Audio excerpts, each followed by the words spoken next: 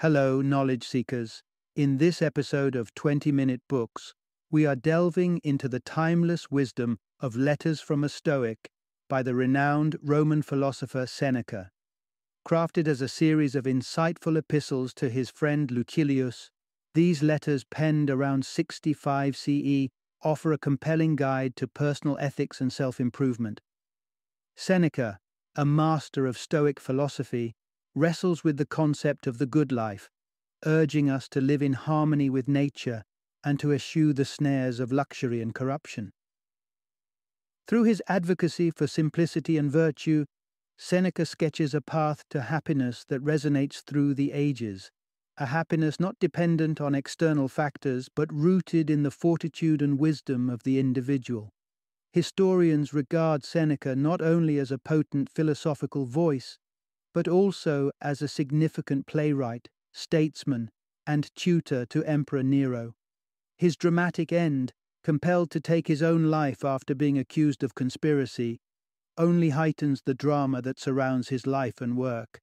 This episode is a must-listen for history enthusiasts enchanted by the Roman era, for readers on a philosophical quest for meaningful living, and for anyone seeking the courage to transcend their fears and live a life of purpose.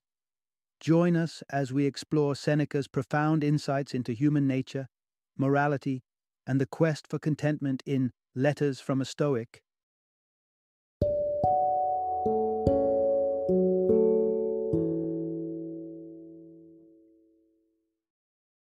Letters from a Stoic.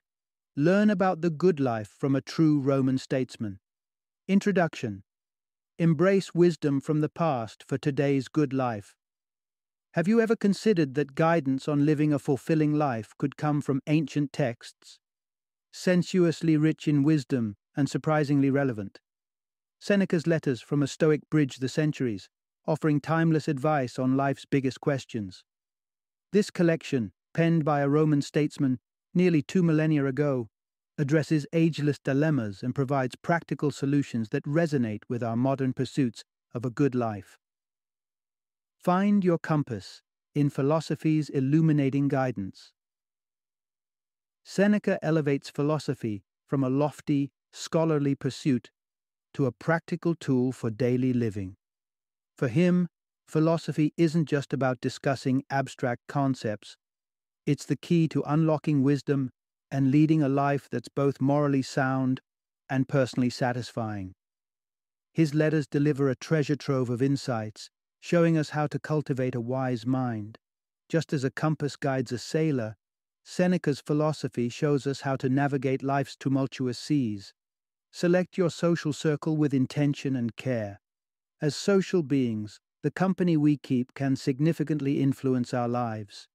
Seneca emphasizes choosing friends judiciously, seeking those who elevate our character and whose virtues we can aspire to emulate. This isn't about status or wealth, but about the ethical and intellectual richness that others can contribute to our growth. By surrounding ourselves with the right people, we build an environment conducive to our betterment, weather life's storms with a serene heart. Life is unpredictable and often presents us with challenges that can stir our emotions and test our resolve. How we respond to these trials can be the difference between turmoil and tranquility.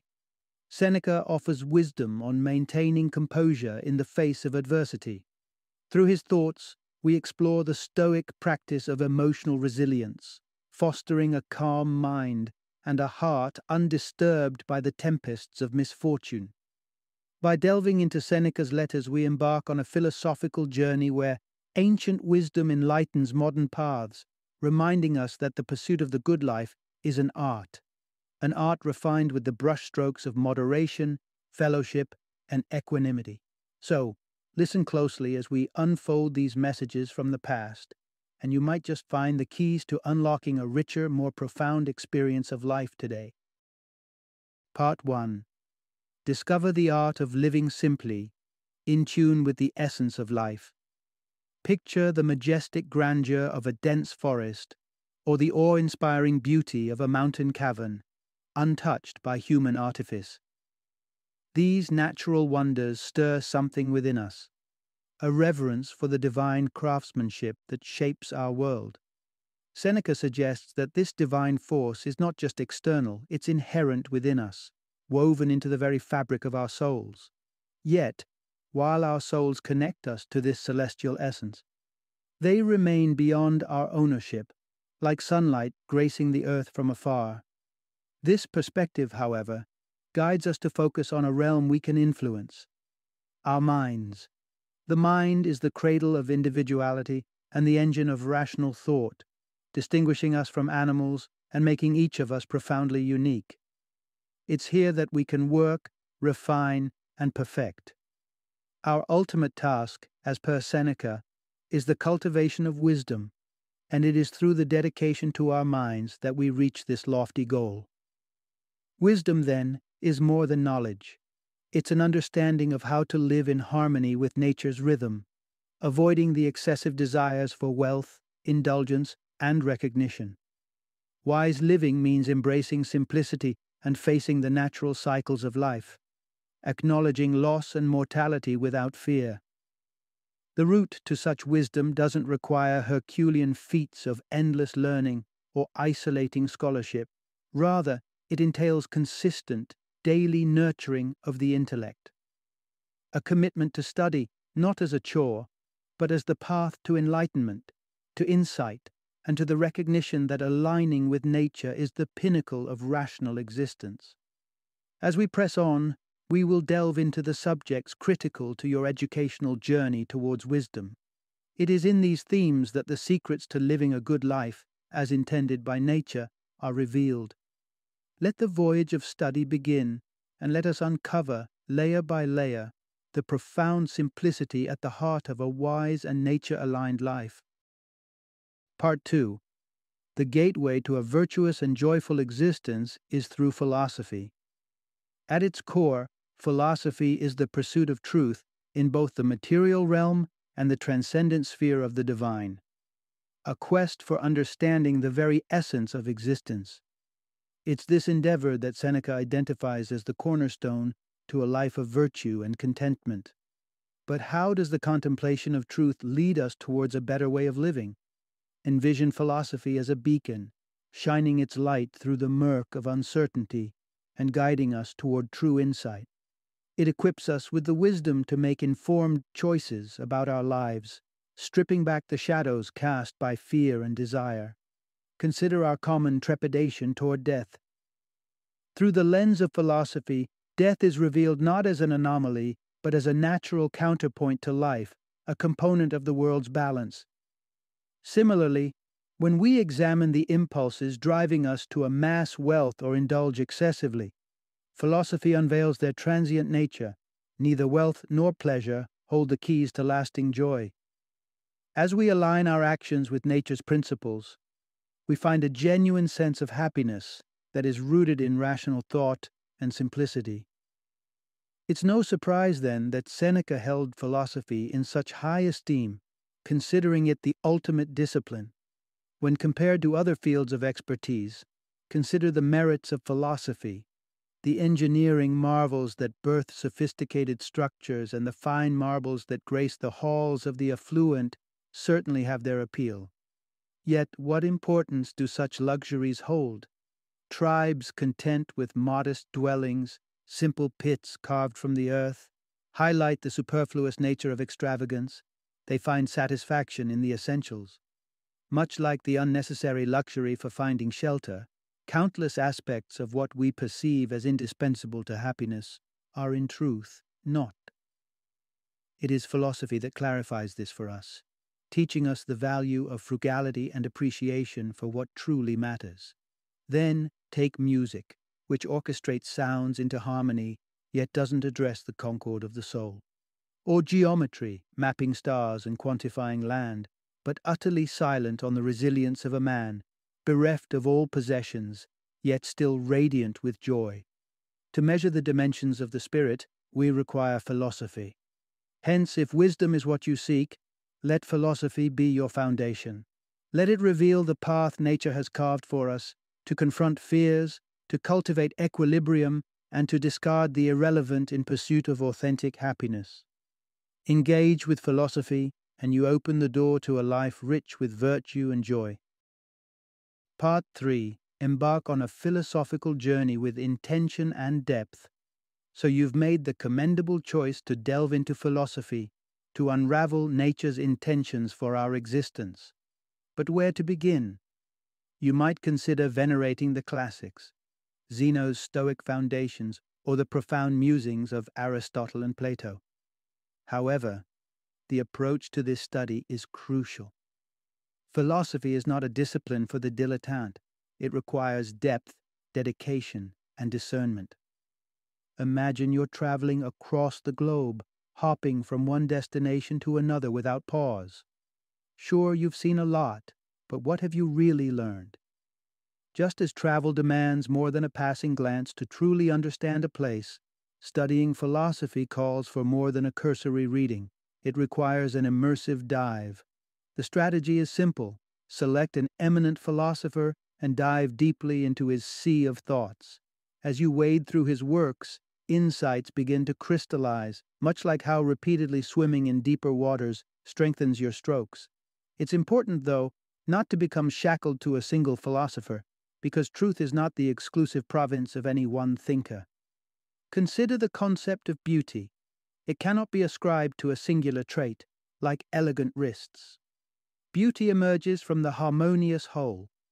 Similarly, understanding philosophy means appreciating the collective wisdom of many minds, not just one. Moreover, true scholarship isn't about parroting the ancient philosophers. It's an exercise in active engagement. Children may memorize and recite, but adults must internalize and innovate. It is up to you to weigh the ideas of the great thinkers, to sift through their reasoning, and to draw your own conclusions. Now, embarking on this path doesn't mean you'll outshine Socrates, but that's not the point. Truth is not a limited resource. It's vast and available for all who seek it. So adopt an active stance in your philosophical pursuits, wrestle with the ideas, and make your own contributions to the perpetual dialogue on the nature of the world. As you emerge with your personal interpretations, you're not just learning, you're becoming a philosopher in your own right, uncovering the layers of wisdom that teach us how to truly live. Part 4. Within your own mind lies the ultimate retreat for peace and well-being. There's a yearning that can take hold of us, an urge to wander, to seek out the new and the novel. And yet we often find ourselves returning with the same inner restlessness we hope to leave behind. This is because real tranquility doesn't derive from external wanderings, but from the cultivation and care of our innermost sanctuary, the mind. Your mind is the true place you inhabit. Like a ship at sea, it's not the breadth of the ocean that determines your well-being, but how well everything is secured within. A properly arranged mind can sail through life's tempests with grace. An unsettled one flounders at the mere hint of a wave. The quest for external calm, like a quiet house in the countryside, is futile if your mind is turbulent. No amount of external silence can soothe an agitated spirit. It shows us that tranquility isn't found. It's created, forged in the stillness of our own thoughts. Philosophy, particularly the Stoic kind, offers itself as a compass to navigate these internal seas and reach calm waters. According to Seneca, it's in living in tune with nature's design that we find our greatest peace. Moreover, a mind in harmony not only offers an anchor for the soul, but can act as a healer for the body. Good health, while a treasure, is not the sole component of a fulfilling life. Exercise serves a purpose, but when it turns into fixations with physical might or sculpted bodies, it becomes a distraction from the true work of perfecting the mind. When illness strikes, it's the strength of the mind, not muscles, that marks the path to recovery. It's the mind that holds steadfast against the tides of adversity, providing the resilience to persevere and the capacity to heal. Your mind is a dwelling more precious than any sanctuary built with hands. In its halls you find not only repose and stability, but the fortitude to endure and thrive amid life's unpredictable storms. So cultivate your mind with the same fervor others might devote to worldly achievements, for it is the steadfast core of peace, health, and happiness. Part 5. Navigate away from the siren call of vice by anchoring in truth. In the vibrant tapestry of life, vice presents itself in many weaves and colors. Consider the Romans with their dark spectacles of gladiatorial combat, or the everyday excesses like overindulgence in wine that leads to regrettable behavior. The lure of laziness, too, entices many, leading to wasted days and lost potential. Vices are as varied as the individuals who succumb to them, from squandering wealth on transitory joys to the insatiable hunger for status and recognition. But amid this myriad of temptations, what is one's defense?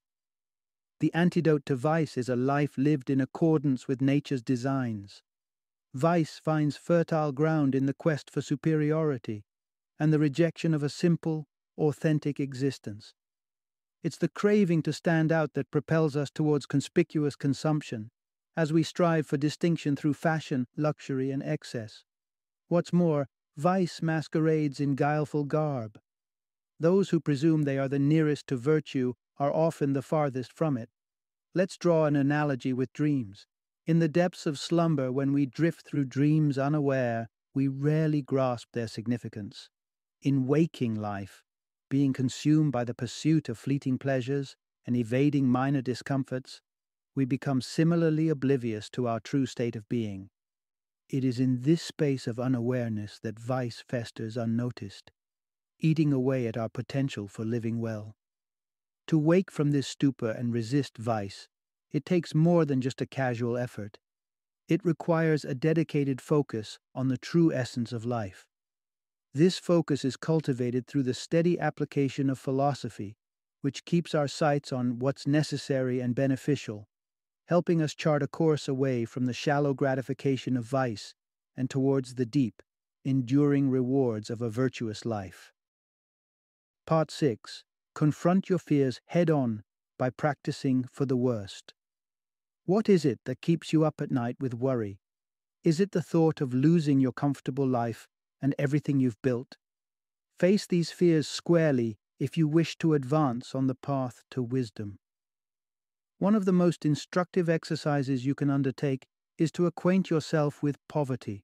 Step into the shoes of those less fortunate by periodically dressing plainly and subsisting on the simplest of meals like coarse bread or basic porridge. Embracing this modest lifestyle, even briefly, teaches you a powerful lesson. The specter of poverty is far less frightening once you understand that true contentment can arise from the humblest of circumstances. This experience is essential for fostering a resilient and well-tempered mind. Life is a theater of change where fortunes can reverse without warning. Empires topple, the righteous suffer at the whims of fate, and acts of nature can erase cities in moments. Every beauty is matched with decay, every serenity with storm. Such is the unpredictable play of existence. Within this landscape, the concept of fairness is inconsequential. All creatures and creations ride the tides of chance, buffeted by the unpredictable storms of fate. Take the example of a soldier. Even in the absence of war, soldiers live a life of relentless training, primed for the possibility of battle at any moment. This is how one should approach life's uncertainties, with the readiness for the worst, even amidst tranquility. Embrace the possibility that all that you cherish could suddenly be lost. By anticipating the gravest turns of fate, you equip yourself to face misfortune not with dread, but with composure, and when life's capricious tides rise, your preparation will enable you to meet them with a smile. In this preparedness lies the key to maintaining a clear and serene mind, come what may. Part 7. Surround yourself with the right companions for a fuller life. The people with whom we share our lives can have an immeasurable impact on our well-being. Yet there are those who cast their personal struggles into the open for anyone to catch, while others keep their deepest thoughts from even their nearest and dearest. A Stoic, guided by wisdom, would navigate between these two extremes. So what's the Stoic's course of action when it comes to friendship? The twin principles are selection and trust. Friends are not merely mirrors reflecting our current selves, they are catalysts for our growth and betterment. Friendships, therefore, should be based on a foundation of trust and shared enlightenment. In choosing friends, prioritize those who are dependable and whose morals align with your own. Seek companions who are also on the quest for knowledge and virtue, as they will encourage you to ascend rather than drag you down into vice. Avoid those ensnared by vice, as their influence can be toxic. Associate with the deceitful or the unjust, and you risk adopting their flaws as your own. When you find individuals of robust character and shared values, open your life to them fully, for through such transparency, loyalty is reinforced. True friendship is anchored in respect and selflessness, and a wise person seeks not personal gain from these bonds, but the inherent value they offer. A Stoic, having learned the art of contentment alone, does not befriend out of necessity, but out of a recognition of friendship's own worth. Remember, friendships of convenience are fleeting. They scatter like dust in adversity, but those forged in mutual respect and virtue endure the test of time. Embrace the philosophy that friendships themselves enrich the tapestry of life, not merely as ornaments, but as integral threads in the pursuit of the good life. Part 8. Embrace aging and the inevitable approach of death with gratitude. Consider the ripe, juicy strawberries of late summer, signaling an end yet offering a burst of sweetness. Similarly, old age arrives with its own array of delights, ripe for the savoring, if only we can overcome the instinctive dread of death. Indeed, every cycle of life is but a segment in nature's grand continuum, and life itself is not exclusive or particularly remarkable. It is shared by all creatures and creations. To truly honor our journey, we should celebrate the time we have already been granted and welcome each new day with a spirit of thankfulness. Reflect on the practice of Pacuvius, who each night would ceremonially bid farewell to the day that passed with feasts and revelry, embracing his life in full. Though his methods may seem grandiose, his ethos holds a valuable lesson: to vanquish the fear of death and cherish the life we've experienced, treating every moment that follows as a gift. Death, ever impartial, comes to all. Accepting this, our aim should then be to meet death with dignity when it arrives. A life clung to for mere survival loses its luster. What is another taste of something we've known 100 times, or another day of obligations? We often forget that death is itself an obligation, a final act in the play of life. An honorable life finds its proper finale in an honorable departure. In the time of Seneca, the act of choosing a dignified end over a prolonged ignoble existence was respected, a concept personified by Tullius Marcellius, his own conclusion to life, by relinquishing his worldly goods and electing a peaceful demise, exemplified a celebrated ending, one carried out with grace and acceptance. This is the pivotal message: to age with gratitude, to face the end with courage, and to perceive the entirety of life, with all its ups and downs, joys and sorrows, as a journey worth treasuring until the very end. Final summary. Seneca's insights teach us that the essence of the good life lies in aligning our existence with the simple, unadorned principles of nature. This pursuit, while noble, isn't without its challenges. Temptation and vice are omnipresent, seeking to lead us astray, and only through diligent study and application of philosophy can we illuminate the true path and walk it with confidence. Philosophy, the beacon of truth, equips us to face life's adversities with a sense of equanimity. From navigating personal fears to managing the societal allure of excess, philosophy provides the wisdom to overcome and maintain inner peace. It is through this lens that we can confront the most daunting reality we face, our own mortality, and accept it with dignity and gratitude. Armed with philosophical teachings, our minds transform into bastions of tranquility, enabling us to weather the chaos of the external world. In essence, the book lays out a roadmap, guiding us toward a life of virtue, simplicity, and calm, a true reflection of what it means to live as nature intended.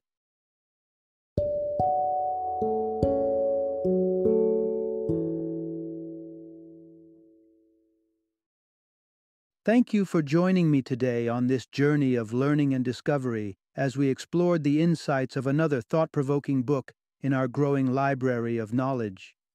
If you've enjoyed our time together, please take a moment to follow our podcast, give us a 5-star rating, and share 20-minute books with other knowledge seekers. Your support truly means a lot. Don't forget to join me again in the next episode, where we will delve into another enriching book. Until then, happy reading and happy listening.